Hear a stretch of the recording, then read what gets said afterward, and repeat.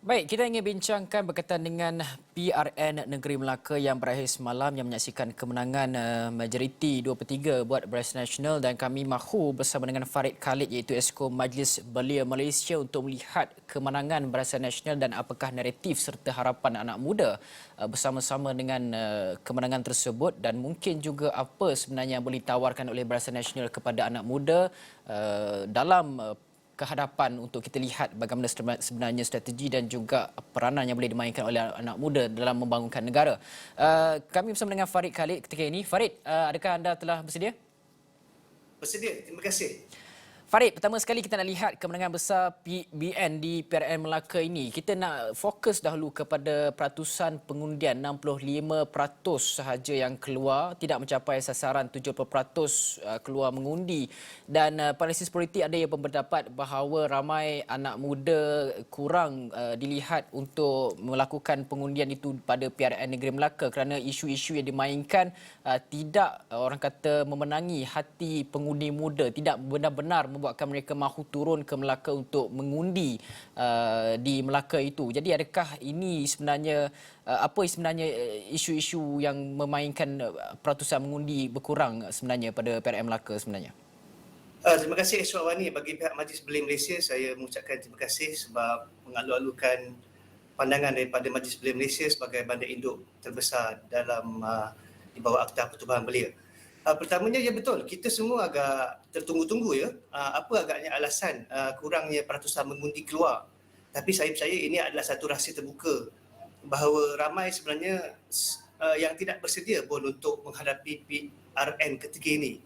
Sebab rakyat sebenarnya yang baru sahaja lepas fasa PKP yang baru masuk dalam fasa pemulihan negara, sebenarnya dalam usaha untuk mengembalikan kestabilan keluarga dan diri masing-masing. Tapi sebenarnya atas kerakusan beberapa orang ahli politik yang menterjemahkan niat mereka, akhirnya PRN berlaku. Ini secara tak langsung telah mematikan ataupun kita kata memandulkan semangat demokrasi itu di kalangan ramai warga Melaka khasnya, dan juga orang muda yang sebenarnya tertanya-tanya kenapa PRN ketika ini, sedangkan ketika ini perlu ditumpukan pada fokus kestabilan ekonomi dan pemantapan semula kehidupan rakyat. Saya percaya ini antara faktor yang menyumbang kepada keengganan sebahagian daripada orang muda kita juga. Bahkan kita kena yakin sebahagian orang dewasa dan pengguna lama juga tidak bersedia membuang undi kerana mereka sebenarnya sangat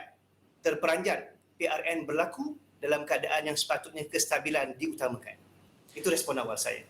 Dan melihat kepada kemenangan Barisan Nasional, ada juga kita lihat muka-muka baharu yang memenangi pilihan raya negeri tersebut, memenangi kerusi-kerusi di DUN Negeri Melaka itu, muka baharu yang membawa nama belia. Bagaimana sebenarnya Barisan Nasional dilihat perlu mengenengahkan muka-muka baharu ini ke hadapan, lebih ke hadapan dengan memberikan mungkin jawatan-jawatan Exco, bukan hanya kepada Exco belia sahaja, tetapi melihat kepada jawatan Exco yang lebih memainkan peranan yang besar dalam mengemudi sebuah kerajaan, kerana kita juga lihat bagaimana sebenarnya undi 18 yang boleh dikatakan tahun depan insya-Allah sekiranya ia akan dilakukan, dan Perdana Menteri sendiri telah memberi jaminan bahawa ia akan dilakukan pada tahun depan. Bagaimana kita melihat perkara-perkara ini, Farid? Ya, pertama, itu adalah senjata paling ampuh saya lihat kepada Barisan Nasional. Tidak bersifat memihak, tapi ini fakta yang berlaku. Barisan Nasional kalau kita maklum menampilkan lebih kurang 86 sehingga 90% muka baru, hanya 4 orang penyandang lama dikekalkan. Dan daripada 86% itu yang berumur pemuda dan juga pemudinya, belia dan belia wanisnya dalam kategori 5. Kalau kita faham ada 4 daripada kategori pemuda UMNO dan seorang daripada peringkat Puteri UMNO. Ini menggambarkan bahawa UMNO sendiri memberikan harapan baru kepada rakyat Melaka khasnya. Dan saya percaya ini sebenarnya secara tak langsung menjadi sebahagian daripada manifesto PN sendiri, yang sebenarnya dia menjanjikan teras yang pertama yang kita sedia maklum ialah menampilkan kestabilan. Jadi antara penampilan muka-muka baru ni sebenarnya saya nampak bagi pihak Majlis Belia Malaysia, Barisan Nasional berani mengemukakan muka-muka baru untuk memastikan kestabilan ini berlangsung dengan lebih panjang berbanding dengan hanya mengekalkan muka-muka lama yang pasti saya percaya sudah tidak mengikut resepi hari ini. Dari segi mungkin kita boleh sentuh sikit manifesto antara yang menawan hati orang muda.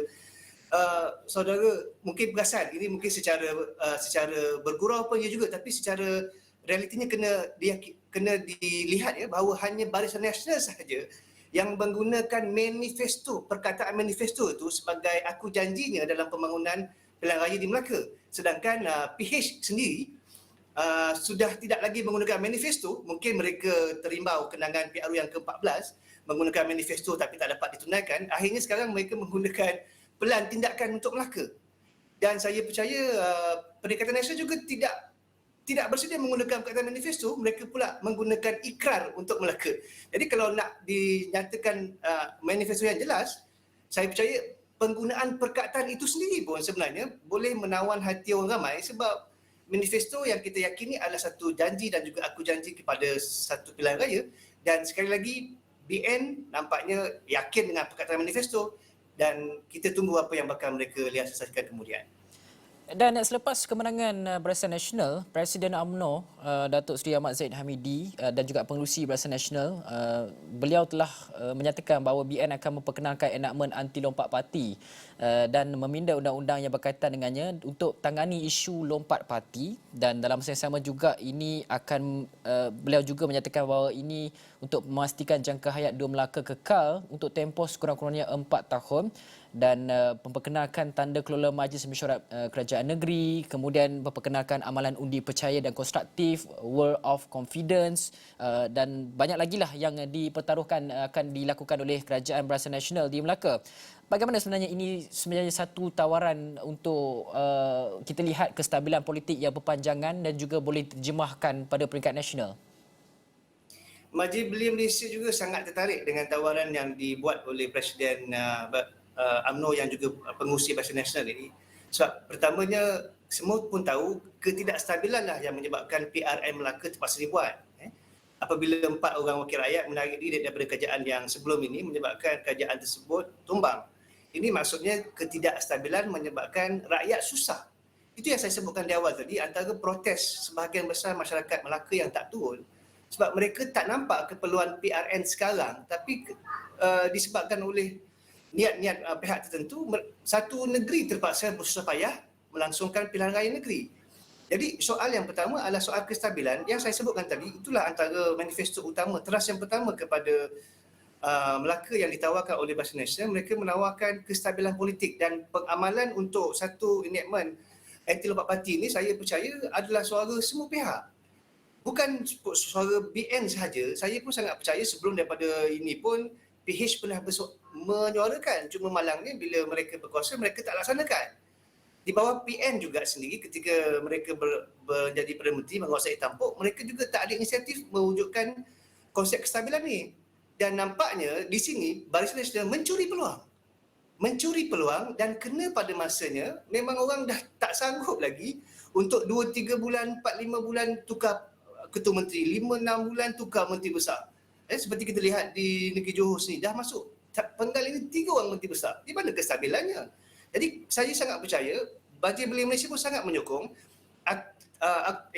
akta yang bakal kita bentangkan nanti sebenarnya memberikan satu kestabilan kepada negara amnya supaya fokus utama kepada kemaslahatan dan kebajikan rakyat itu dapat diutamakan. Itu niatnya. Okey, baik. Terima kasih Farid Khalid, Esko Majlis Belia Malaysia atas perkongsian pendapat berkaitan dengan pasca pilihan raya negeri Melaka yang berlangsung semalam.